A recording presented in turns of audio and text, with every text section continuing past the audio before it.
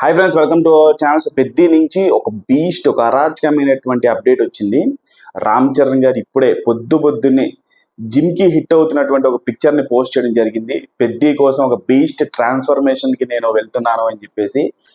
అసలు ఆ పిక్చర్ చూస్తున్నారా? ఆ బాడీ ఎలా ఉందో నేను ముందే చెప్పా, ఈ సినిమా మల్టీ స్పోర్ట్స్ డ్రామా అని చెప్పేసి. సో ఇది ఒక పైల్వాన్, ఒక కుస్తీ, ఒక వస్తాద్ ఎలా ఉంటాడో ఆ కైండ్ ఆఫ్ లుక్లోకి మారిపోబోతున్నాడు. ధృవ అనేది ఆయన బాడీకి ఒక గ్లిమ్స్ లాంటిది. ఆర్ఆర్ఆర్ అనేది ఆయన బాడీకి ఒక టీజర్ లాంటిది.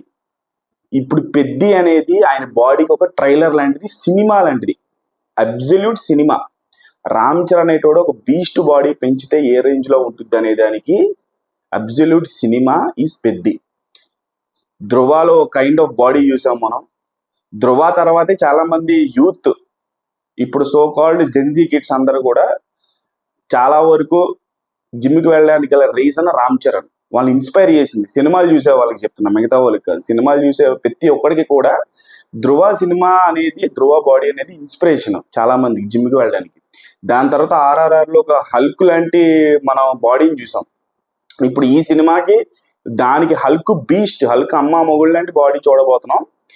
అంటే ఆ కైండ్ ఆఫ్ ఎలివేషన్ ఎందుకు ఇస్తున్నాను అని అంటే, ఆ రేంజ్ ఆఫ్ క్యారెక్టర్ ఉండబోతుంది ఈ యొక్క లుక్లో. ఒకటే సినిమాలో రెండు వేరియేషన్లు చూపించబోతున్నారు మనకి. సో బుచ్చిబాబు గారికి నిజంగా హ్యాట్స్ ఆఫ్. అసలు ఆ లుక్ చూస్తూ ఉంటుంటే, జస్ట్ ఇది ఎప్పుడైతే సినిమా అనౌన్స్ అయిందో అప్పటి నుంచే బాడీ పెంచుతున్నారు ఆయన. Basically Ram Charan body genetics ఏంటంటే, జస్ట్ ఒక 2 months జిమ్ చేస్తే చాలు. 2 months ఎనఫ్. 2 months జిమ్ చేస్తే చాలా, ఆయనకి బాడీ బిల్డప్ అయిపోద్ది. అది బాడీలో ఉన్న జెనెటిక్స్ అది. సో ఆ బాడీ అట్లా కొంతమందికి అట్లా ఉంటుంది అనమాట. ఆయన చిరుత నుంచి, ఆయన ఎప్పుడైతే సినిమా ఇండస్ట్రీలోకి రాలేదో, చిరుతకు ముందు నుంచి కూడా, ఇండస్ట్రీలో రాకముందు నుంచి కూడా ఆయన జిమ్కి వెళ్తున్నారు. సో ఆయన జిమ్ బాడీతోనే ఇండస్ట్రీకి వచ్చారు.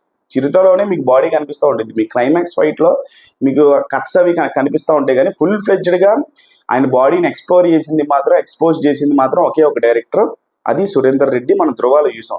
దాని తర్వాత ఆర్ఆర్ఆర్లో ఒక బీస్ట్ కైండ్ ఆఫ్ లుక్ చూసాం. ఇప్పుడు బీస్ట్ 2.0, 3.0 చూడబోతున్నాం. అది పెద్దిలో రాసి పెట్టేసుకోండి. షూర్ షాట్ బొమ్మ, బ్లాక్ బస్టర్. 1000 కోట్ల బొమ్మ ఇది. ఇంకా 1500 కోట్లు వస్తుందా దానికి, లేకపోతే 1500 కోట్ల లోపు ఆగుద్దా, ఎంతవరకు ఆగుద్ది తెలియదు. కానీ 1000 కోట్లు అయితే ఖచ్చితంగా కలెక్ట్ చేసే సినిమా, రాసి పెట్టేసుకోండి. దీంట్లో మాత్రం ఎటువంటి సందేహం లేదు. ఈసారి content plus cutout plus Ram Charan characterization ఏ రేంజ్లో ఉండబోతుందంటే, ఫైనల్గా చెప్పే మాట ఏంటంటే, మగధీర సినిమా తీసిన తర్వాత ఆ తోవలో చాలామంది సినిమాలు తీశారు. దాని రిజల్ట్ ఏంటో మనందరికీ తెలుసు.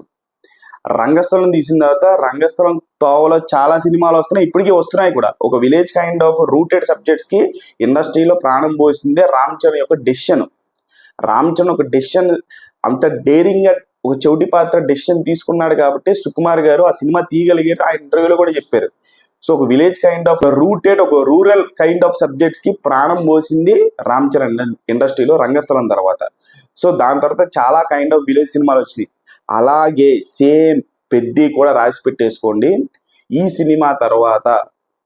సినిమా బ్లాక్ బస్టర్ అయిన తర్వాత Magadheera and Rangasthalam just regional Telugu వరకే అందరూ ఇన్స్పైర్ అయ్యి ఆ కైండ్ ఆఫ్ సినిమాలు తీశారు.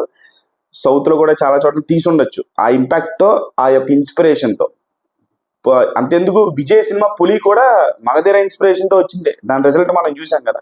సో అలా ఈసారి ఇండియా వైడ్గా మనం ఒక కొత్త జానర్ని ఇంట్రొడ్యూస్ చేయబోతున్నాము. ఆ జానర్ బ్లాక్ బస్టర్ కొట్టబోతుంది. దాని తర్వాత ఇండియా వైడ్గా ఈ సినిమాని చూసి ఇన్స్పైర్ అయ్యి ఎంతోమంది ఆ దారిలో వెళ్తూ ఉంటారు. Just wait for the next update.